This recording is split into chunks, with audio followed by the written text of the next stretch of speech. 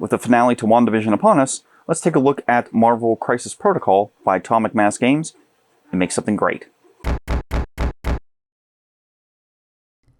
Mediocre Minis is not filmed before a live studio audience. It's filmed by himself, in the basement, alone. Greetings, and welcome back to Mediocre Minis. This time we're going to be taking a look at everyone's favorite avenging synthozoid, Vision. If you didn't know, Vision was created by Ultron along with the help of Helen Cho, and also some help from Bruce Banner, Tony Stark, the Mind Stone, and Jarvis. Or wait a minute, was it Ultron who was created by Hank Pym with the help of Wonder Man, the body of the Human Torch, and Wonder Man a second time? Details. Anyway, let's get started in bringing Vision to life. We will start with Vision already built, primed, and a nice zenithal highlight. With this step of the process complete, we can then move straight into base coating. One of the main base colors that I use is Black Forest Green by Scale 75. I use this predominantly for Vision's clothing and underneath his cloak. Now you might realize that it probably would have been easier to keep the cloak and the rest of the Vision's body separated during the painting process.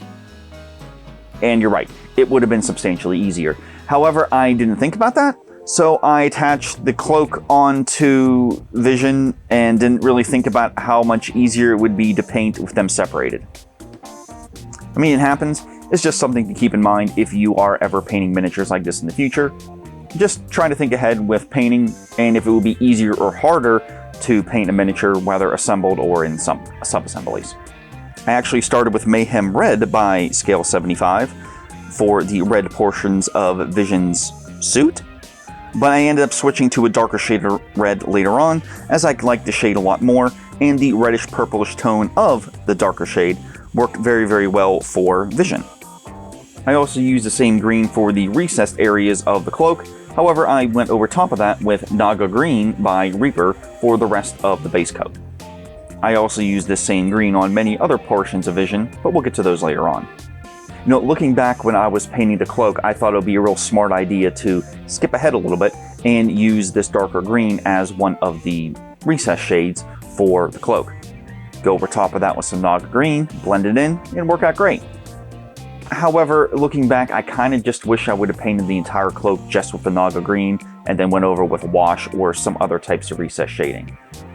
Using a darker color would be nice and it would work, but in this instance, I think a wash would work out really well. The Naga Green worked very well for the panels on Vision's chest and legs, and it turned out to be very, very excellent and easy to highlight in the end. I'm pretty happy I went with this choice.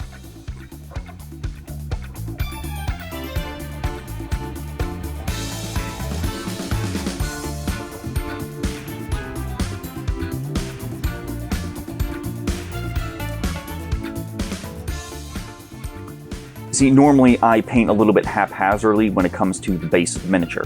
I figure I can do the base last and then go over it with whatever I want, so if I am painting the figure itself, I can just do whatever. If I make a mess, it's not that big of a deal. But this time I decided to do something a bit different. See, what I did was I did a base coat on the base earlier on for two reasons. One, to save me some time later on and not have to cover up as many mistakes or mess from other paints. And also, I really wanted to work on my brush control, being able to pay a lot more attention to what I was working on, and just trying to make less of a mess. You don't need to do this, but I decided to do it this time, just to hopefully help myself out with painting in the long run. Also, with getting a base coat down on the base and the rocks and debris, it also allowed me to paint a little bit of blue around where Vision's leg is phasing through the wall. I think this was actually a really cool idea, and I'm glad they included Vision's phasing abilities in with the miniatures. For the highlights on Vision, I slowly add more and more white to both the dark green and red on Vision. I decided to work with both colors at the same time, so if I were to start painting and lay down some green, I can then move over to the red while the green dries, and back and forth. And this actually worked really well as I'd spent less time waiting for the paint to dry, and more time well, actually painting. I did actually make a mistake with the green, however. I added a little bit too much white and I got this really nice minty color. Nice, fresh, and it was nice. But when applied, it stood out way too much. This would have been great for a final highlight, but it's not what I wanted at the time. The good news is it's just paint. You can go back over it. Luckily, I still had some of my previous highlight color already mixed on my palette, so I applied that. Once it was dried, I was able to continue as normal. Again, that's a great thing about paint. It's paint. You can go back over it. During this time, I also apply highlights to Vision's face as I'm working on the whole model at once. I actually really like doing it this way, and I should consider attaching the head to the model a lot more often as opposed to doing it separate. Luckily, Vision doesn't have too many colors in his face as it's red, or purplish red, so just a few dabs on the forehead, nose, cheekbones, and a few other areas to make his face stand out. After that, it was a matter of adding more and more highlights to different areas of Vision that I wanted to stand out. In theory, you can do this as many times as you want, but for most instances, 3, maybe 4 highlights would be more than enough. And depending on what model you're painting, 1 or 2 highlights might be all that you really need. For the last bit of highlighting, I added several lighter shades of blue to the stones to help show Vision is actually facing through the wall. And the last part of Vision I needed to work on were his eyes and the gemstone on his forehead and also his chest. The good news is that while yellow generally has pretty poor coverage, this actually only took me about 2 coats to reach full opacity. Plus, the yellow worked out perfectly and matched what I had in my head. However, I did manage to screw up the eyes on the first pass. Added way too much yellow. But just like the minty green from before, it was pretty easy to fix. So, just use some of the previous shades of red, covered up some of the excess yellow for the eyes, and we were good to go.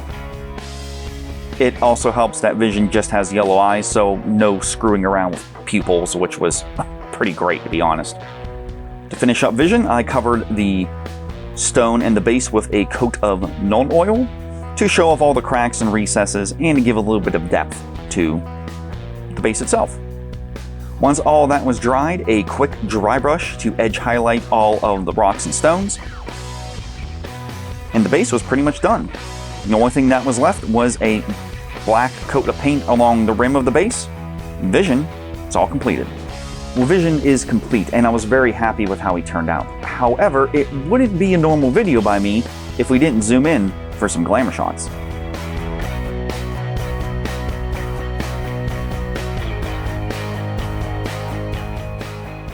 Well, I really hope you enjoyed this video painting up Vision from Marvel's Crisis Protocol. It's a nice little model, good time to paint, and, I mean, let's be honest here, Vision is one of the coolest synthozoids around. If you enjoyed this video, I would really appreciate it if you left a comment down below, tell me what you think, what you liked, and potentially what other superheroes you would like to see painted in the future. Also, if you're interested in any of the other work that I do and things that I paint, I will also have a Instagram handle and also a group to my public Facebook group in the description below if you're so inclined or interested. Well, thanks again for watching. I hope you enjoyed it. This has been Mediocre Minis, and I shall return. Thank you.